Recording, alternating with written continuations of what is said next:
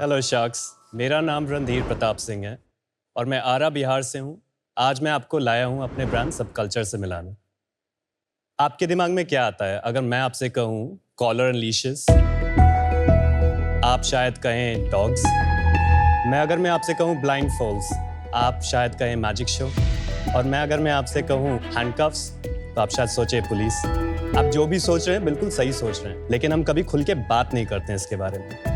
तो आइए आज इसी टॉपिक पे थोड़ा सा खुल के बात करते हैं, क्योंकि मेरा ब्रांड इसी टॉपिक के बारे में है जो हम सब की लाइफ का बहुत ही नेचुरल और खास हिस्सा है, पर हम कभी खुल के बात नहीं करते हैं। सब कल्चर की शुरुआत हुई जब मैं डिज़ाइनिंग की पढ़ाई कर रहा था।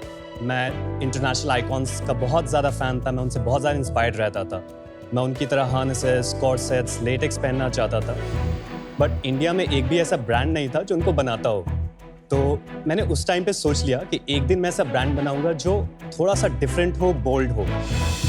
इसी तरीके से सब कल्चर की शुरुआत हुई बिकॉज आई डिसाइडेड कि मैं एक दिन अलग डिज़ाइनर बनूंगा, मैं लहंगा और चोली नहीं बनाऊंगा। सब कल्चर की शुरुआत हुई 2020 में और एक ऐसे ब्रांड का फाउंडेशन हुआ जो लोगों की इंडिविजुअलिटी को सेलिब्रेट करता हो, जो थोड़ा सा अलग हो, जो लाइफ में थोड़ा सा स्पाइस लाइक अलग एंगल दे।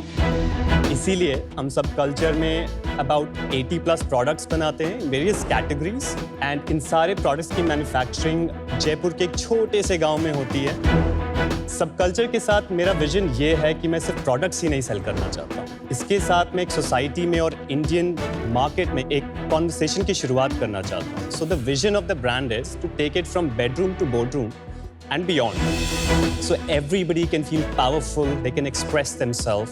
All right, क्या नाम बताया? Randhir Pratap Singh? Yes, officially it's Randhir Singh though, but आप हैं जयपुर के? जयपुर में पिछले 6 साल से रह रहा हूँ, between Jaipur and Goa. But मैं हूँ, मेरा जन्म आरा बिहार में हुआ था। ओके। बट मैं इंडिया के अलग अलग शहरों में पड़ा बला हूँ because my whole family is in Indian Army. अच्छा। So I am the only colourful sheep.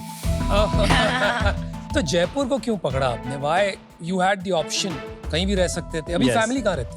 Then Lucknow. तो आपने जयपुर को चूज किया? नहीं, मैं एक्चुअली निफ्ट की पढ़ाई कर रहा था, निफ्ट दिल्ली में। अच्छा। So I graduated in 2018 and then I got a campus placement and I was working for the company called Jaipur Rocks as a senior visual designer.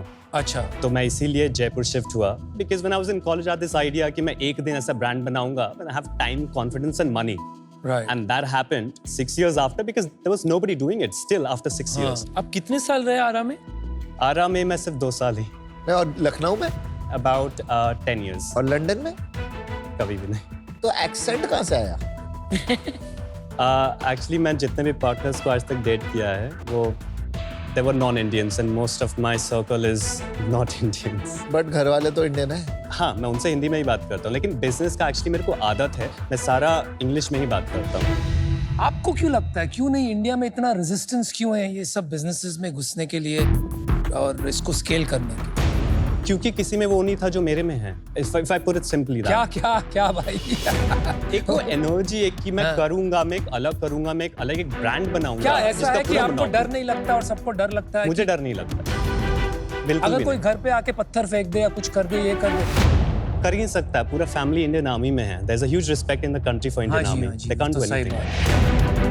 Before we get to हम क्या सोचते हैं इस business के बारे में, आप ये बताइए आपकी फैमिली क्या सोचती है ये बिजनेस के बारे में और आपकी एंट्री इस बिजनेस में? इंडियन कल्चर में होता ये है कि सब कुछ होता है बट हम उसके बारे में खुल के बात नहीं करते, सारा अंडर द टेबल होता है, राइट? तो मेरे फैमिली को पता है मैं क्या करता हूँ। They follow me on Instagram, they're very much updated to what I'm doing.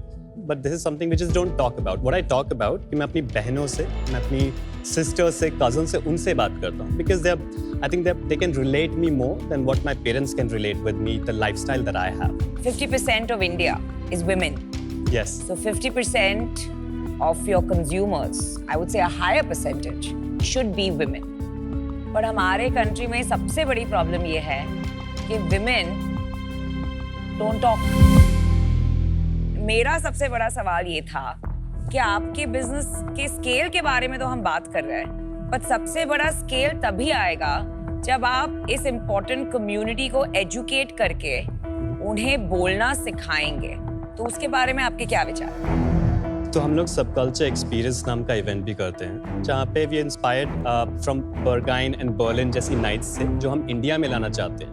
तो अगर मैं हम बहुत ज़्यादा शुरू में ही करें तो लोग ऑफेंड हो जाते हैं। सो वी डू थोड़ा थोड़ा करके। So we have done bunch of editions Mumbai में, दिल्ली में, गोवा में, देहरादून में, और वहाँ पे हम करते ये हैं, हम इंटरनेशनल एक्ट्स बुलाते हैं बर्गाइन से, और हमारे पास स्ट्रिपर्स हैं, ट्रैक क्वींस हैं, there are lot of people, everybody is in latex and leather. We also have pop up, we also done in Goa, और लोग खरीदते हैं, लोग पहनते हैं। तो ये एक मार्केटिंग का काम करता है, एजुकेशन। में ज्यादा मेन आते हैं कि वुमेन आते हैं ये इवेंट्स में? जो आप ये इवेंट्स करते हैं फॉर एजुकेशन, कितने प्रतिशत लोग मेन होते हैं versus women? It's more about, I think 60% main हैं आपके और 40 वुमेन हैं। जो आपका अगर आप किसी क्लब, अगर आप किसी क्लब में भी जाओगे, I think there's a very general ratio in the country. Randhir, इस जर्नी में अभी आपको 4 साल हो गए, क्या चैलेंजेस आए? Challenges mainly I think I've had with big companies जैसे Meta and payment वो gateways. आपका अकाउंट बैन कर देते? तो अभी जैसे इट गेट शैडो बैंड थोड़ा सा, जो मैं नेविगेट करता हूँ इधर उधर, एंड मेरा 3-4 साल वैसे ही रहा है। ठीक है। But I think it's getting better and better and better. और सेकंड है पेमेंट गेटवे। तो शुरू में होता क्या था, जैसे रेजर पे हो गया, पेयू हो गया, मैं इन पे सब पे साइन अप करके 2-4 महीने मैंने इन पे रहा, उसके बाद बोलते कि we don't support your model of business, which is fine, I understand. But अभी इस टाइम पे I think it's gotten much better. Things are changing. It's changing. It's slowly changing because even they realize, what I've studied is even they realize there's a lot of money happening there. They can ignore a couple of brands, sexual wellness brands, a fetish brand, but then they're also losing money there.